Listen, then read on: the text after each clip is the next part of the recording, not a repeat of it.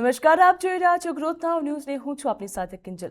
સમાચારની શરૂઆત કરીએ તો અમદાવાદથી સમાચાર સામે આવ્યા છે। ભગવાન જગન્નાથજીની રથયાત્રાને હવે ગણતરીના દિવસો બાકી રહ્યા છે, તો તે પહેલા જળયાત્રા નીકળશે અને ત્યાર પછી ભગવાન જગન્નાથ વાજતે ગાજતે મામાના ઘરે જશે। ભગવાનની પધરામણીના પગલે મોસાળમાં પણ ખૂબ જ જોરદાર તૈયારીઓ કરવામાં આવી રહી છે અને ભક્તોમાં પણ અનેરો ઉત્સાહ જોવા મળી રહ્યો। 16 જુલાઈના દિવસે ભગવાન જગન્નાથજીની 149મી રથયાત્રા નીકળશે, જ્યાં રથયાત્રાને લગતા તમામ પ્રકારના કાર્યો મંદિર તેમજ પ્રશાસન પોલીસ તરફથી પણ કરવામાં આવી રહ્યા છે, તો લોકોમાં ભારે ઉત્સાહ પણ જોવા મળી રહ્યો।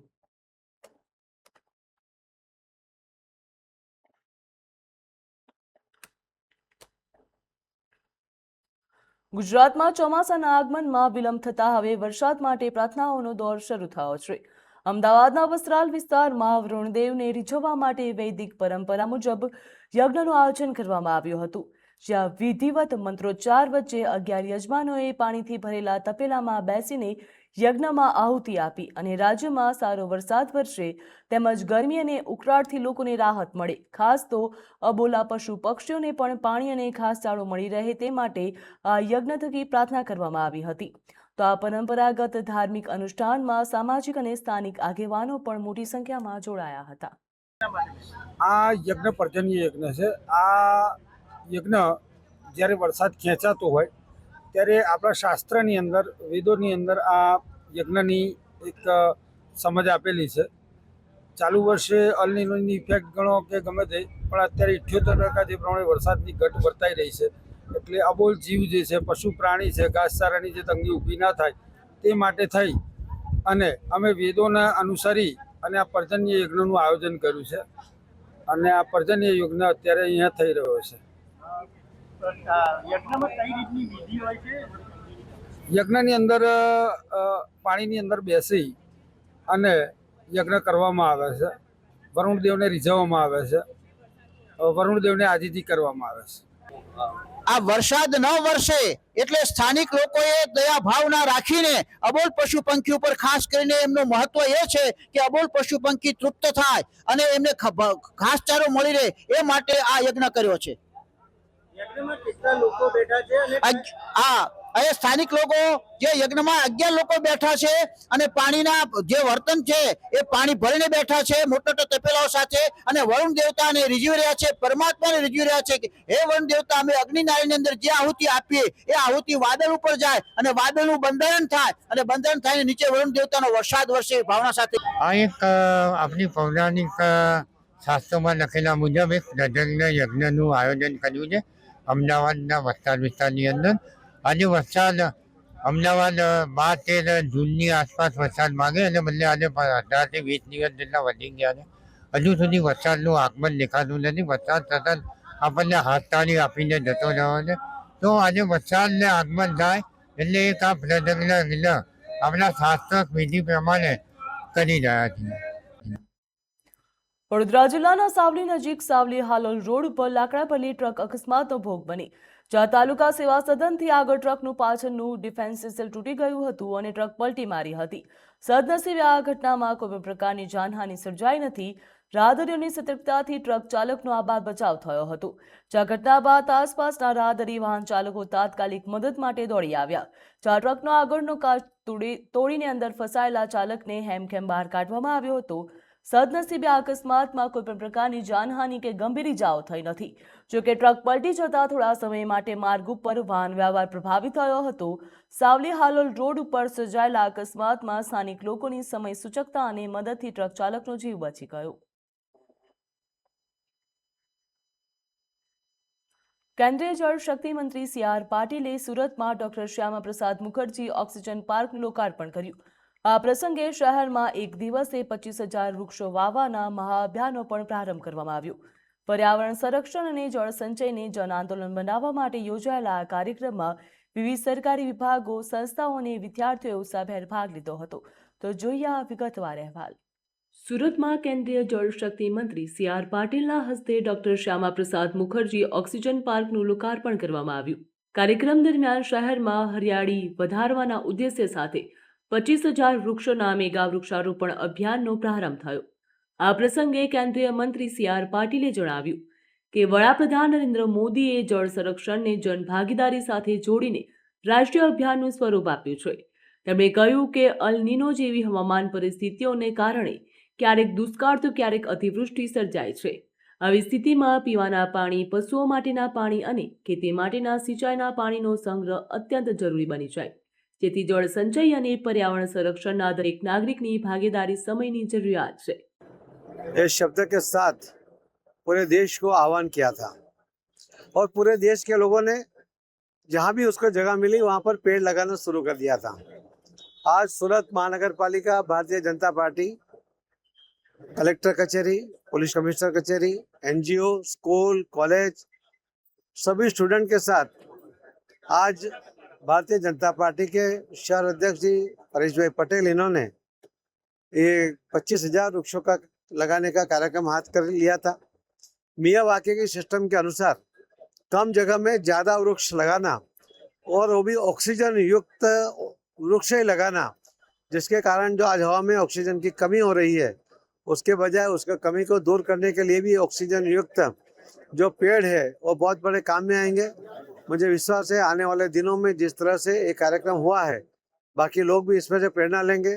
आज 25,000 लोगों ने अलग अलग वृक्ष अपना. કેન્દ્રીય મંત્રી CR પાટીલે PM મોદીના એક પેડ માં કે નામ અભિયાનનો પણ ઉલ્લેખ કર્યો અને દરેક નાગરિકને પોતાની માતાના નામે એક વૃક્ષ વાવવાનો સંકલ્પ લેવા અપીલ કરી. તેમણે જણાવ્યું કે વૃક્ષ માત્ર પર્યાવરણનું જ સંતુલન જાળવતા નથી, પરંતુ ઓક્સિજનનું પ્રમાણ પણ વધારીને ભાવિ પેઢી માટે સ્વચ્છ અને હરિયાળું વાતાવરણ તૈયાર કરવામાં પણ મહત્વની ભૂમિકા ભજવે છે. સુરતમાં શરૂ થયેલું આ મહાઅભિયાન પર્યાવરણ પ્રત્યે જનજાગૃતિ વધારવા સાથે હરિયાળા ગુજરાતના સંકલ્પને વધુ મજબૂત બનાવશે. कम जगह में ज़्यादा वृक्ष लगाना और वो भी ऑक्सीजन युक्त वृक्ष ही लगाना, जिसके कारण जो आज हवा में ऑक्सीजन की कमी हो रही है उसके बजाय उसका कमी को दूर करने के लिए भी ऑक्सीजन युक्त जो पेड़ है वो बहुत बड़े काम में आएंगे. मुझे विश्वास है आने वाले दिनों में जिस तरह से ये कार्यक्रम हुआ है बाकी लोग भी इसमें से प्रेरणा लेंगे. आज 25,000 लोगों ने अलग अलग वृक्ष अपना अपना वृक्ष लगाकर उसके केयर करने के लिए भी और संकल्प किया है. मुझे लगता है कि अपने आप में एक बहुत बड़ा कार्यक्रम आज यहाँ हुआ है. मैं इसके लिए सभी संस्थाओं को, सभी जो जुड़े हुए कार्यकर्ताओं को, सभी कॉर्पोरेटर को, सभी MLA, सबको मैं बहुत बहुत धन्यवाद देता हूँ और आपके माध्यम से सभी लोगों को प्रेरणा मिले. माननीय प्रधानमंत्री मोदी साहब की जो ये कल्पना है कि भाई वृक्ष ज़्यादा से ज़्यादा लगाना चाहिए, एक पेड़ कम से कम माँ के नाम भी लगाना चाहिए, तो इस योजना में उसे बहुत बड़ा एक ताकत मिलेगी, ऐसा मुझे विश्वास है. સુરત મ્યુનિસિપલ કોર્પોરેશન, જિલ્લા વહીવટીતંત્ર, પોલીસ વિભાગ, ભારતીય જનતા પાર્ટી, વિવિધ NGO, શાળાઓ, કોલેજો અને મોટી સંખ્યામાં વિદ્યાર્થીઓ આ અભિયાનમાં જોડાયા. ઓછી જગ્યામાં વધુ વૃક્ષો ઉગાડી શકાય તેવી મિયાવાકી પદ્ધતિથી વૃક્ષારોપણ કરવામાં આવ્યું, જ્યાં વૃક્ષારોપણ અને જળ સંચયને જન આંદોલનનું સ્વરૂપ આપવાના પ્રયાસ વચ્ચે સુરતમાં શરૂ થયેલું આ અભિયાન પર્યાવરણ સંરક્ષણ માટે મહત્વપૂર્ણ પહેલ માનવામાં આવી રહ્યું. બ્યુરો રિપોર્ટ, ગ્રોથ નાઉ ન્યૂઝ.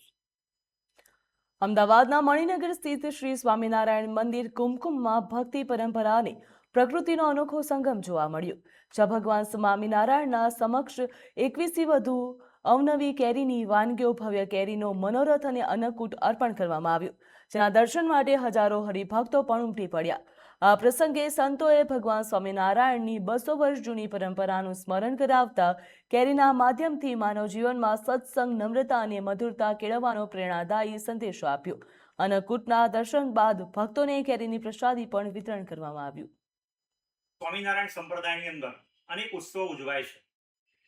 એમાં કેરીનો મનોરથ પણ કરવામાં આવે છે. કુમકુમ મંદિર ખાતે ભગવાનને ખૂબ જ કેરીઓ ધરાવવામાં આવી હતી. સાથે સાથે 21થી વધારે વાનગીઓ કેરીમાંથી બનાવવામાં આવી હતી અને ભગવાનને કેરીનો અંકુટ પણ ધરાવવામાં આવ્યો હતો.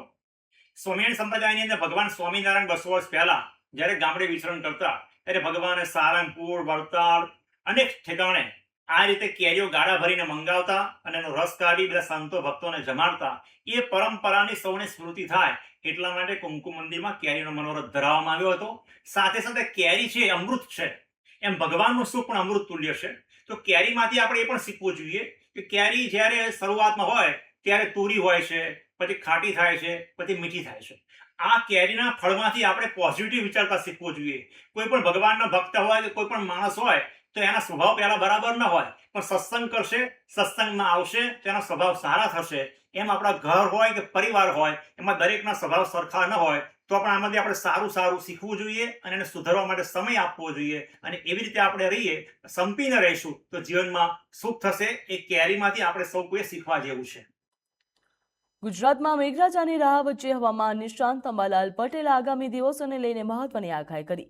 તેમના જણાવ્યા અનુસાર આજથી રાજ્યના વિવિધ વિસ્તારોમાં વરસાદી માહોલ જામવાની શક્યતા છે, જ્યાં 7 જુલાઈ સુધી તબક્કાવાર વરસાદ વરસી શકે છે. ખાસ કરીને પૂર્વ, મધ્ય, ઉત્તર અને દક્ષિણ ગુજરાતના અનેક વિસ્તારોમાં ભારે વરસાદની સંભાવના વ્યક્ત કરવામાં આવી. બંગાળની ખાડીમાં લો પ્રેશર અને ત્યારબાદ ડીપ ડિપ્રેશન સર્જવાની શક્યતા વચ્ચે કેટલાક વિસ્તારોમાં 4 થી 6 ઇંચ સુધી વરસાદ પડશે, જ્યારે નદીઓમાં જળસ્તર વધવાની પણ શક્યતા દર્શાવવામાં આવી. આ સાથે 16 જુલાઈથી રથયાત્રા દરમિયાન પણ રાજ્યના કેટલાક ભાગોમાં વરસાદ કે છાંટાની સંભાવના વ્યક્ત કરવામાં આવી છે. આ વખતે વરસાદમાં પણ ઇવોલેટેડ અલ્નિનોની અસર હોય તેમ જણાય છે. એટલે હવે ઘણા ખેડૂત ભાઈઓ વરસાદની રાહમાં છે. દક્ષિણ ગુજરાતમાં વરસાદે દસ્તક દઈ દીધી છે અને સૌરાષ્ટ્રના કેટલાક ભાગમાં વરસાદ થવામાં છે. પરંતુ હજુ વાવણી લાયક વરસાદ બધા ભાગોમાં છે નહીં, કારણ કે જૂન માસમાં ઘણી વખત સારો વરસાદ થતો હોય છે, પણ આ વખતે જૂન માસમાં વરસાદ થયો નથી અને કેટલાક ભાગમાં વાવણી લાયક વરસાદ થતો પણ નથી હતો. જૂન આદ્રા નક્ષત્રમાં ખાડા ખાબોચિયા ભરાય તો પછી લગભગ પુનર્વસુ નક્ષત્રમાં નદી નાળા છલકાય. કહેવાય છે કે પુનર્વસુ નક્ષત્રમાં સોરઠ ધરામાં વરસાદ થાય. જગદુશા શેઠનો કોલ છે, એટલે સોરઠ ધરામાં પુનર્વસુ નક્ષત્રનો વરસાદ થતો હોય છે એવું કહેવાય છે. ભારે વરસાદ થવાની શક્યતા રહેશે. સૌરાષ્ટ્રના ભાગોમાં તો તારીખ 29-30 જૂનથી જ વરસાદના ઘણા વરસાદી ઝાપટાઓ પડવાની શક્યતા શરૂઆત થઈ જશે અને જુલાઈમાં ત્યાં પણ વરસાદ કચ્છ ભાગોને પણ તરબોળ કરશે. ખેડૂત ભાઈઓ જે વરસાદની રાહમાં છે તે વરસાદ હવે ધીરે ધીરે આવી રહ્યો છે. તારીખ 4-7 જુલાઈમાં વરસાદ મધ્યપ્રદેશના ભાગોમાં થવાની શક્યતા રહેતા નર્મદા નદીનું જળસ્તર વધવાની શક્યતા રહે. સાબરમતી નદી પણ ધીરે ધીરે બે કાંઠે થવાની શક્યતા રહે. 16મી જુલાઈએ પણ વરસાદ થતાં મધ્યપ્રદેશના ભાગોમાં વરસાદ થતાં નર્મદાનું જળસ્તર વધી શકે. આ ઉપરાંત પહેલી 2 ઓગસ્ટે પણ અણધારો વરસાદ રાજ્યના ભાગોમાં થવાની શક્યતા રહે. દક્ષિણ ગુજરાતના ભાગોમાં તાપી નદીનું કંઈક અંશે જળસ્તર વધી શકે. હાલમાં પીવાના પાણીની તંગી છે અને ડેમોમાં પાણી ઓછું છે, ત્યારે આ વરસાદથી મધ્યપ્રદેશના ભાગોમાં વરસાદ થતાં નર્મદા નદીમાં પાણીનો આવરો આવતા લગભગ નર્મદા બંધમાં પાણીની આવક થવાની શક્યતા રહે છે. ગાંધીનગરમાંથી એક ચોંકાવનારી ઘટના સામે આવી, જ્યાં સેક્ટર 1માં ગાયત્રી મંદિર નજીક આવેલી ઇન્ડિયન કોસ્ટગાર્ડની ઓફિસ કેમ્પસમાં ફરજ ઉપર તૈનાત અને એક જવાને પોતાની સર્વિસ રાઇફલથી પોતાને જ ગોળી મારીને આત્મહત્યા કરવાનો પ્રયાસ કર્યો. ગોળીબારનો અવાજ સંભળાતા જ કેમ્પસમાં દોડધામ મચી ગઈ હતી અને ગંભીર રીતે ઇજાગ્રસ્ત જવાનને તાત્કાલિક સારવાર અર્થે સિવિલ ખાતે ખસેડવામાં આવ્યો, જ્યાં તેની હાલત ગંભીર હોવાનું જણાયું હતું. તો ઘટનાની જાણ થતાની સાથે જ પોલીસ અને FSLની ટીમ પણ ઘટનાસ્થળ ઉપર પહોંચી હતી અને તપાસ શરૂ કરી. જ્યાં જવાને આ પગલું શા માટે ભર્યું તે હજુ સુધી સ્પષ્ટ થયું નથી અને પોલીસ પરિવારજનો તેમજ સાથી કર્મચારીઓની પૂછપરછ કરીને સમગ્ર મામલાની તપાસ કરી રહી. રાજકોટ જિલ્લાના ગોંડલમાં સિવિલ હોસ્પિટલને લગતા એક વાયરલ વિડીયો બાદ વિવાદ ઉભો થયો, જ્યાં તાલુકા કોંગ્રેસ પ્રમુખ હર્ષદસિંહ ઝાલાએ સોશિયલ મીડિયામાં વાયરલ કરેલો વિડીયોમાં આક્ષેપ કર્યો હતો કે હોસ્પિટલમાં મૃતદેહ રાખવાના ફ્રીઝરની ગેસ પાઇપલાઇન ચોરી જતા મૃતદેહ કોહવાઈ ગયો હતો. આ સાથે જ તેમણે હોસ્પિટલ તંત્ર ઉપર બેદરકારી અને સમગ્ર મામલે ચાંકપીછોડ કરવાનો પણ આરોપ લગાવ્યો હતો. તો વિડીયો સોશિયલ મીડિયામાં વાયરલ થતા મામલો ગરમાયો છે. જોકે પોલીસના જણાવ્યા મુજબ તથ્યોની ખરાઈ કર્યા વિના વિડીયો વાયરલ કરી પ્રજામાં ભય અને ગેરસમજ ફેલાવવાનો પ્રયાસ કરવામાં આવ્યો. પોલીસે આ મામલે કોંગ્રેસ પ્રમુખ હર્ષદસિંહ ઝાલાની અટકાયત કરી હોવાની માહિતી સામે આવી, જ્યાં ગોંડલ સિટી પોલીસે હર્ષદસિંહ ઝાલા સામે પ્રજાના પેનિક અને અફવા ફેલાવવાના આરોપસર ભારતીય ન્યાય સંહિતાની કલમ હેઠળ ગુનો નોંધ્યો હતો અને વધુ તપાસ પણ હાથ ધરી છે. આજે આપણે ગોંડલ સરકારી હોસ્પિટલે ઊભા છીએ અને આ ગોંડલ સરકારી હોસ્પિટલનું જે ફ્રીઝર છે, જે ડેડ બોડી હોય તેને સાચવવા માટેનું ફ્રીઝરની જગ્યા છે. બનાવ એવો છે કે 2 દિવસ પહેલાં ચરખડી વૃદ્ધાશ્રમમાં એક નિરાધાર વૃદ્ધનું મૃત્યુ થયું અને એમનો પરિવાર મુંબઈ રહેતો હોય તો એના માટે ગોંડલ સરકારી હોસ્પિટલ એક જ જગ્યા હોય જે બોડી સાચવી શકે. એના ફ્રીઝરમાં તે બોડી રાખી હતી. પછી બોડી રાખી, સ્વિચ ચાલુ કરી અને તંત્ર વયું ગયું. 2 દિવસ પછી એનો પરિવાર આવ્યો. જ્યારે ફ્રીજ ખોલ્યું ત્યારે ખબર પડી કે બોડી તો એકદમ ડિસ્પોઝ થઈ ગઈ છે, કારણ કે જે કુલિંગની નળી કોપરની હોય તે આમાં પાછળથી ચોર આવી અને ચોરી ગયા. તો 2 દિવસ સુધી બોડી ડિસ્પોઝ થઈ ગઈ કે જેની હાલત એટલી ખરાબ હતી કે તે જોઈ પણ નહોતી શકાતી અને લોહી પણ બહાર નીકળ્યું એવું જાણવા મળ્યું છે. તો 2 દિવસ સુધી આ તંત્ર શું કરતું હતું અને આ 2 દિવસથી ચોરાઈ ગઈ પાઇપલાઇન, તો કોઈને કેમ ખબર ન પડી? અને પછી વાત તો એવી મળી ચોરાઈ ગઈ પછી 2 દિવસ સુધી તો ફરિયાદ ન થઈ અને અહીંના પત્રકાર મિત્રો આવીને તપાસ કરી કે ભાઈ અધિક્ષક કોણ છે, જવાબદાર વ્યક્તિ કોણ છે. તો જવાબદાર વ્યક્તિ હોસ્પિટલના હાજર નહોતા અને આ પત્રકારોને અહીંના જે હાજર લોકોએ જવાબદાર અધિકારીના ફોન નંબર પણ ન આપ્યા. તો આ તો હાવ એકદમ રેઢિયાળ તંત્ર હોય ગોંડલ સરકારી હોસ્પિટલનું એવું. અને અહીંયા આવતા અમને ઘણા લોકોએ ફરિયાદ કરી કે તમે ફરતી કોર જુઓ, ક્વાર્ટરની હાલત, અહીંયા કાયમ માટે ચોરી તો સામાન્ય વસ્તુ છે. અસામાજિક તત્વોનો અડ્ડો બની ગયો છે. હાલતા સમાચારમાં આવે છે કે દારૂ પીને ખેલ થયા, અસામાજિક તત્વો વચ્ચે માથાકૂટ થઈ. તો ગોંડલ સરકારી હોસ્પિટલ જાણે અસામાજિક તત્વોનો અડ્ડો અને ચોરોનો અડ્ડો બની ગયો હોય તેવું છે. અને પોલીસ ચોકી છે, અહીંયા પોલીસ ચોકી છે, પણ પોલીસ ચોકીનું ખાલી બોર્ડ દેખાય છે. કાંઈ પોલીસ હકીકતમાં કંઈ હોતી છે કે નહીં હોતી એ ખબર નથી. કારણ કે જો પોલીસ અહીંયા કન્ટિન્યુ હોય તો આવા બનાવ બને જ નહીં. અસામાજિક તત્વો ન આવે, નો ચોરી થાય. તમે વિચાર તો કરો, સંવેદનશીલતાની કેટલી આ પરાકાષ્ઠા કહેવાય કે બોડી ડિસ્પોઝ થઈ ગઈ, બોડીની હાલત એટલી ખરાબ થઈ ગઈ, તંત્રને ખબર નથી કે ફ્રીજ બંધ છે અને ફ્રીજની પાઇપલાઇન ચોરાઈ ગઈ છે. પાછળ જોવો તો મોટા મોટા હોલ છે, આની એકદમ ખંડેર હાલતમાં છે આ બિલ્ડિંગ. એની અંદરથી પાછળથી ચોર આવે, ચોરી કરી જાય અને કોઈને ખબર જ નથી રહેતી. એટલે મારે, અને સરકાર ગ્રાન્ટ પુષ્કળ આપે છે, તો આ લોકો અહીંનું તંત્ર ગ્રાન્ટ વાપરે છે ક્યાં? કે ખીચા જ ભરે છે અને પછી મોટી મોટી જ વાતો ખાય છે. રાજકોટ જિલ્લાના ગોંડલ કોંગ્રેસ પ્રમુખ હર્ષદસિંહ ઝાલાની અટકાયતના મુદ્દે રાજકારણ ગરમાયું છે. કોંગ્રેસના પૂર્વ ધારાસભ્ય લલિત વસોયાએ ભાજપ સરકાર અને પોલીસ તંત્ર ઉપર ગંભીર આક્ષેપો કરતા જણાવ્યું કે પ્રજાલક્ષી મુદ્દાઓ ઉઠાવનારા કોંગ્રેસના આગેવાનોનો અવાજ દબાવવાનો પ્રયાસ કરવામાં આવી રહ્યો. કોંગ્રેસનો દાવો છે કે સોશિયલ મીડિયામાં વિડીયો વાયરલ કરવાના મામલે હર્ષદસિંહ ઝાલા સામે ખોટી એફઆઈઆર નોંધવામાં આવી. તેમજ લલિત વસોયાએ જણાવ્યું કે આ સમગ્ર મામલે ગુજરાત કોંગ્રેસના અધ્યક્ષ અમિત ચાવડા અને વિધાનસભામાં વિરોધ પક્ષના નેતા શક્તિસિંહ ગોયલે પણ પોલીસના ઉચ્ચ અધિકારીઓ સાથે ચર્ચા કરી. તેમણે ચેતવણી આપી છે કે જો હર્ષદસિંહ ઝાલાને તાત્કાલિક મુક્ત કરવામાં નહીં આવે તો કોંગ્રેસ દ્વારા પોલીસ સ્ટેશન ખાતે ધરણા સહિત આંદોલનનો માર્ગ અપનાવવામાં આવશે. કોંગ્રેસે આ સમગ્ર ઘટનાને ગોંડલ સિવિલ હોસ્પિટલની કથિત બેદરકારીનો મુદ્દો ગણાવ્યો અને દાવો કર્યો છે કે આ મુદ્દો ઉઠાવવાના કારણે રાજકીય દબાણ હેઠળ કાર્યવાહી કરવામાં આવી. બીજી તરફ પોલીસે હર્ષદસિંહ ઝાલા સામે કાયદાકીય જોગવાઈઓ હેઠળ ગુનો નોંધી વધુ તપાસ પણ હાથ ધરી છે. રાજકોટના જંગલેશ્વર વિસ્તારમાં થયેલી ડિમોલિશન કાર્યવાહી વિડીયોગ્રાફી માટે ₹24 લાખનું બિલ સામે આવતા વિવાદ ઉભો થયો. તો આ બિલને લઈને વિવિધ સવાલો ઉઠી રહ્યા છે. જોકે વિડીયોગ્રાફીનો કોન્ટ્રાક્ટ સંભાળનાર હિતેશ ભાયાણીએ તમામ આક્ષેપોને નકારી કાઢતા જણાવ્યું સમગ્ર પ્રક્રિયા નિયમો મુજબ કરવામાં આવી હતી અને તેમાં કોઈ પણ પ્રકારનો ભ્રષ્ટાચાર થયો નથી. તેમજ રાજકોટ બહારથી પણ કેમેરામેન બોલાવવા પડ્યા હતા. તેમણે જણાવ્યું હતું કે રજૂ કરાયેલા બિલમાં કોઈ અસામાન્ય નફો નથી અને તમામ ખર્ચનું ઓડિટ થાય છે. તેમણે વધુમાં કહ્યું હતું કે આ કામ સ્વીકારતી વખતે તેમની પાસે પૂરતી મૂડી પણ ન હતી. કામ પૂર્ણ કરવા માટે તેમણે પોતાનો ફ્લેટ બેંકમાં ગીરવે મૂક્યો હતો અને નાણાંની વ્યવસ્થા કરી હતી. ત્યારબાદ કેમેરામેન તથા અન્ય સ્ટાફની ચૂકવણી કરવામાં આવી હતી.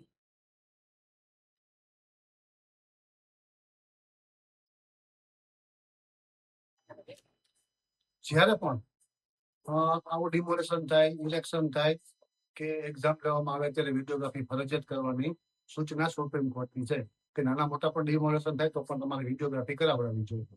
એ અંદાજે જ્યારે અમને 19/6/2024 ના રોજ 26 ના રોજ અમને વર્ક ઓર્ડર આપવામાં આવેલો કે અમારે 21 તારીખે 45 વિડીયોગ્રાફર, 22 તારીખે 45 વિડીયોગ્રાફર અને 23 તારીખે 72 વિડીયોગ્રાફર દેવાનો છે.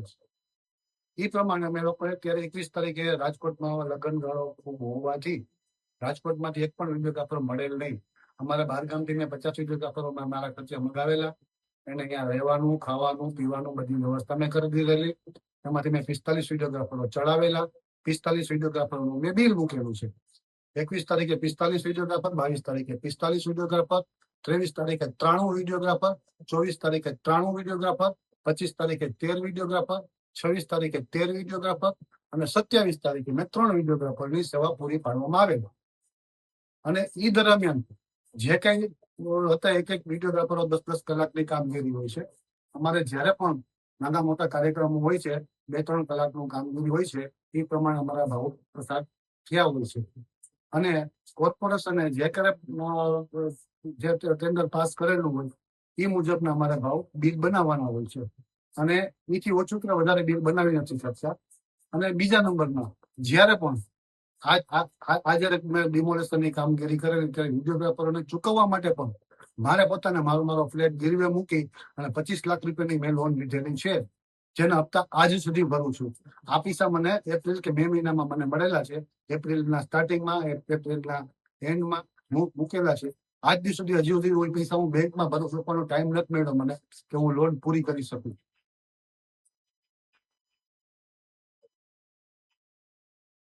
અમારે એવું છે નક્કી ન હોય, જે કઈ બિલ થતા હોય છે, જે કઈ વધુ હોય છે, મને 21 તારીખે છે 10-10 કલાકની કામગીરી થઈ, 23 તારીખના રોજ 12 કલાકની કામગીરી થઈ, 24 તારીખના રોજ 11 કલાકની કામગીરી થઈ, બાકીના બધા દિવસે 10-10 કલાકની કામગીરી થઈ. એ પ્રમાણે અમે લોકોએ બિલ મૂકેલા હોય છે, જે 24 લાખ જેવી રકમ થાય છે, જે અમને મળેલા છે. અરવલ્લી જિલ્લામાં મહિલાઓને નિશાનો બનાવીને ચેઇન સ્નેચિંગ કરતી ગેંગનો પોલીસે પર્દાફાશ કર્યો. જો અરવલ્લી એલસીબીએ 2 કુખ્યાત આરોપીની ધરપકડ કરી. જેઓ રિક્ષામાં મુસાફરી કરતી મહિલાઓના ગળામાંથી સોનાના દાગીના ઝૂંટવી ફરાર થઈ જતા હતા. મોડાસા કોલેજ રોડ પાસે પોલીસે બંને આરોપીને ઝડપી પાડ્યા હતા અને તેમની પાસેથી 97,000નો મુદ્દામાલ પણ કબજે કર્યો. પોલીસ તપાસમાં સામે આવ્યું છે કે આરોપીઓ સામે રાજ્યના વિવિધ પોલીસ સ્ટેશનમાં કુલ 43 ગુનાઓ નોંધાયેલા છે. અમદાવાદ બાદ હવે તેમણે ગ્રામ્ય વિસ્તારોને પણ નિશાનો બનાવવાનું શરૂ કર્યું. જ્યાં ધરપકડ સામે મોડાસા ટાઉન અને ભુલડા પોલીસ દ્વારા સ્ટેશન વિસ્તારમાં થયેલા ચેઇન સ્નેચિંગના 2 ગુનાઓનો ભેદ ઉકેલાયો છે. સસ્પેક્ટ હતા. ફેબ્રુઆરી મહિનામાં જિલ્લામાં 2 ચેઇન સ્નેચિંગના બનાવો બનેલા, એક ભિલોડા ખાતે સવારમાં અને એ જ ટોળકીએ બપોર પછી મોડાસા ટાઉન ખાતે બનાવ બનેલો. આ બંનેમાં જે તે સમયે અનનોન પર્સન વિરુદ્ધ એફઆઈઆર પણ દાખલ થયેલી. ત્યારબાદ ટેકનિકલ એનાલિસિસ, લોકલ ડેટા, બાકીના અમુક ફૂટેજ અને એની હિસ્ટ્રી એ બધું ચેક કરતા અને અમુક પોર્ટલ જે ઇમ્પોર્ટન્ટ બન્યા છે આઈસીજીએસને એ બધું ચેક કરતા અમને જે લોકો ઉપર ડાઉટ હતો એ ગઈકાલે કોલેજ રોડ ઉપરથી સલમાન પઠાણ અને વિક્રમ દંતાણી આ બંને આરોપીઓને પકડ્યા છે. બંને આરોપીઓ પાસેથી આપણે ત્યાં જે ચેઇન સ્નેચિંગનો બનાવ બનેલો એમાંથી એક ચેઇન રિકવર પણ કરી છે. આ બંને આરોપીઓ નવસારી ખાતે પકડાયેલા હતા. અગાઉ અરવલ્લી જિલ્લામાં પણ પકડાયા છે 2025માં. આ ટોટલ 4 આરોપીઓએ આખું અંજામ આપેલો કામગીરીને.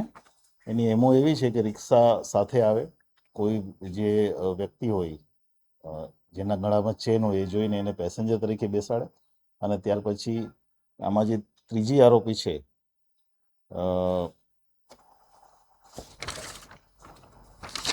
એક લેડી છે, એક આરોપી, જે એ બેનની વાતોમાં ભોળવી અને આશાબેન કરીને અને એક ચોથો આરોપી છે આજીમ મિયા. આ બધા જ ભેગા થઈ વાતોમાં ભોળવી અને એની ચેન લઈ જાય છે.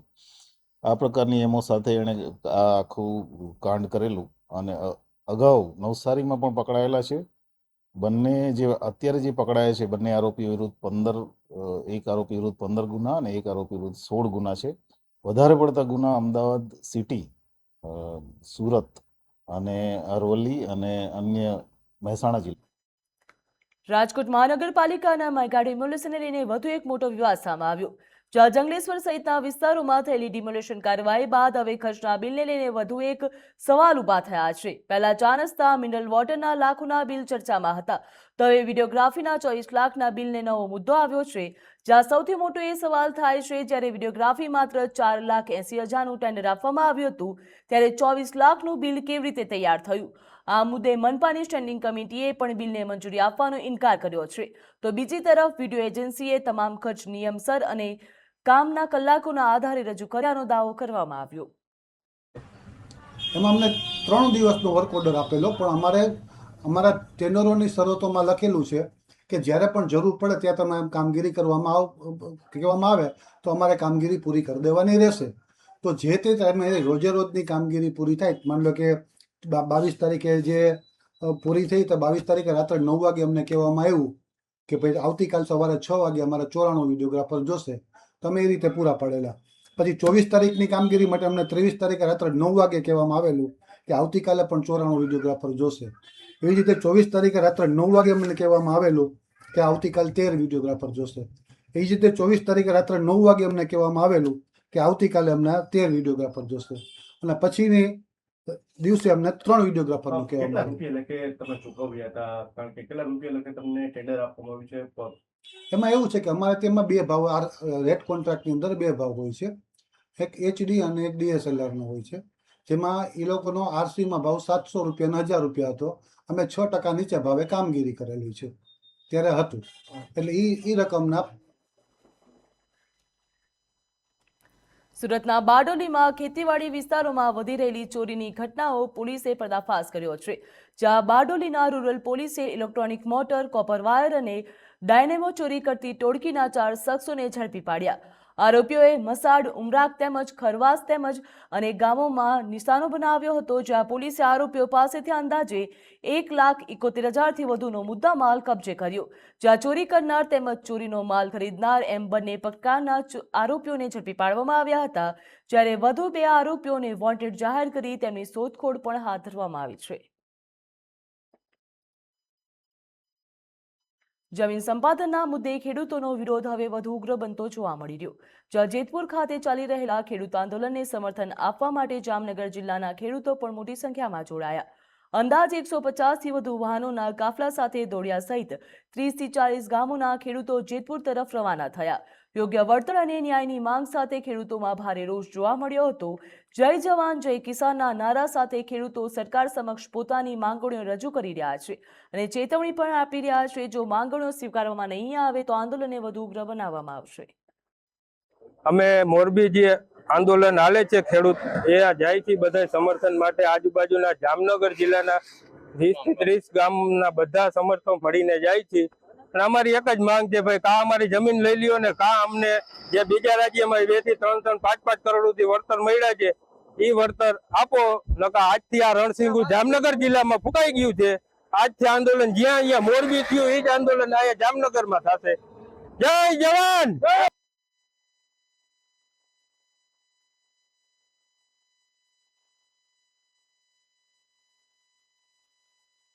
મોટા જાત્રા ગામની 9 વર્ષની વિદ્યાર્થીની આયુષીના રહસ્ય મોતે અનેક સવાલો ઉભા કર્યા.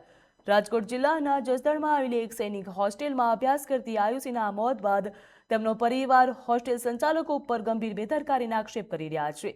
તો આખરે જ્યારે પરિવાર રાજકોટ હોસ્પિટલ પહોંચ્યો તો ત્યારે તેમની દીકરીનો મૃતદેહ મળ્યો હતો. શું છે સમગ્ર મામલો, જોઈએ આ અહેવાલમાં. મહુવાના મોટા જાદરા ગામની આયુષી રમેશભાઈ બલદાણિયાનું બાળપણથી જ ભારતીય સેનામાં જોડાઈ દેશ સેવાનું સ્વપ્ન હતું. આ સ્વપ્નને સાકાર કરવા માટે પરિવારે 27 એપ્રિલ 2026ના રોજ તેને જસદણની આલ્ફા નવોદય સૈનિક હોસ્ટેલમાં દાખલ કરી હતી.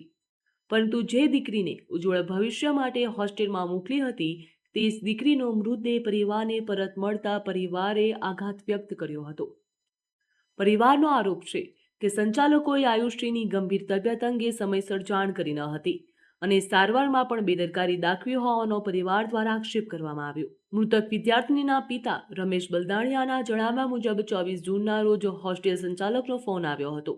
તે આયુષીના પગમાં દુખાવો હોવાથી તેને રાજકોટની હોસ્પિટલ લઈ જવામાં આવી છે અને પરિવારને તાત્કાલિક પહોંચવા જણાવ્યું હતું.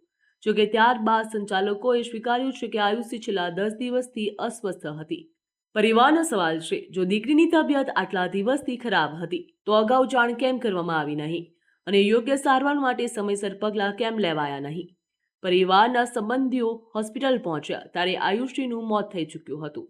ના, લેખિતમાં કોઈ પુરાવો રજૂ કરેલ નથી અને એમને એવું પણ મને વાતો ઉપરથી જાણવા મળેલું છે કે BMS ડોક્ટરે એમને એમઆઈ કીધેલું 18 તારીખે કે તમે આ બાળકીને કોઈ સારા પીડિયાટ્રિક આગળ લઈ જાઓ, તો પણ સ્કૂલે બેદરકારી વાપરેલી છે કે કોઈ સારા બાળકના ડોક્ટર આગળ એ લોકો લઈ ગયેલ નથી. હાલ તમે કયા પ્રકારનું PM કરાવેલું છે, શું તમારી માંગ છે? અમે હાલ ફોરેન્સિક PM કરાવેલું છે, બરાબર. અને દીકરીનું આ જે બનાવ બન્યો એ 24 તારીખે બની ગયેલું છે અને અમે 25 તારીખે સવારે પીએમ કરાવેલું છે. શું માંગ છે હવે તમારા ન્યાય માટે શું તમે કહી રહ્યા છો? મારા ન્યાય માટે મારી દીકરી તો જતી રહી મારા હાથમાંથી, બરાબર. હવે એનું હું જો પોતે મને દુઃખ શેર નથી કરી શકતો, પણ હવે ભવિષ્યમાં કોઈ મારી સમાજની અથવા બીજા કોઈ સમાજની દીકરી સાથે આવું ન થાય ભવિષ્યમાં, અને સ્કૂલો આ ઘટનાએ મોટા જાદરા ગામ સહિત સમગ્ર વિસ્તારમાં શોકની લાગણી ફેલાવી છે, જ્યાં પરિવારજનો અને ગ્રામજનોએ સમગ્ર ઘટનાની નિષ્પક્ષ તપાસ કરીને જવાબદારો સામે કડક કાર્યવાહી કરવામાં આવે તેવી માંગ કરી હતી. બીજી તરફ સમગ્ર મામલે તપાસ પણ શરૂ કરવામાં આવી. હવે તપાસમાં એ સ્પષ્ટ થશે કે હોસ્ટેલ સંચાલકો તરફથી કોઈ બેદરકારી થઈ હતી કે નહીં, અને આયુષીના મોત પાછળનું સાચું કારણ શું છે. અમે દીકરીને ક્યારે વાત જ નથી કરી ગઈ ક્યારે તે દુની. અમારે આજ 2 મહિના થઈ ગયા. આજે અમારે મળવાનો દિવસ હતો, પણ અમને ફોન જ ન ક્યારેય કર્યો. એમ કેવા સપના હતા તમારા? અમારા તો બહુ ઊંચા સપના હતા. મારી દીકરીને જ પોતાને ઊંચા સપના હતા. અમારે તો હતા, પણ એને ઊંચા એટલા સપના હતા. અમારા સપના એ જ હતા કે એનું જે સપનું છે ને અમે એને એમાં મદદ કરી. એને જે બનવું, એને આર્મીમાં જવું હતું, અને ઘરે બધાએ એને જે કરવું હતું ને એમાં કોઈ દી ના નથી પાડી. અને એને હોસ્ટેલમાં ઈ ખુદથી ગઈ, એને ખુદથી કીધું હતું કે પપ્પા મારે ત્યાં જવું છે. અમે એને સપોર્ટ કરવા માંગતા કે અમારી દીકરી જ્યાં સુધી જાય ને ત્યાં સુધી અમારે એને પોગાડવાની છે. અમને થોડી ખબર હતી કે આ અમારી દીકરી યારે આવું કરશે, તો અમે એને મોકલત જ નહીં. હાલ સમગ્ર મામલાની તપાસ ચાલી રહી છે, પરંતુ દીકરીના આકસ્મિક મોતથી પરિવાર ઉપર આપ ફાટ્યો છે. આર્મીમાં જોડાઈ દેશ સેવાનું સ્વપ્ન જોનાર આયુષીના અવસાનથી પરિવાર અને ગામમાં ગમગીની છવાઈ ગઈ. સવાલ એ પણ થાય છે કે સૈનિક સ્કૂલ, ટ્યુશન, હોસ્ટેલના સંચાલકોએ આયુષીની બીમારી કેમ છુપાવી? એ ગંભીર હતી તો છેલ્લા 10 દિવસથી રાહ કેમ જોઈ? શું આયુષીના મોત પાછળ કોઈ રહસ્ય છે? જો કે સત્ય હકીકત તો યોગ્ય તપાસ બાદ જ બહાર આવશે. બ્યુરો રિપોર્ટ, ગ્રોથ નાવ ન્યૂઝ. હાલ સમાચારમાં બસ આટલું જ. વધુ માહિતી અને સમાચાર માટે આપ જોતા રહો ગ્રોથ નાવ ન્યૂઝ. નમસ્કાર.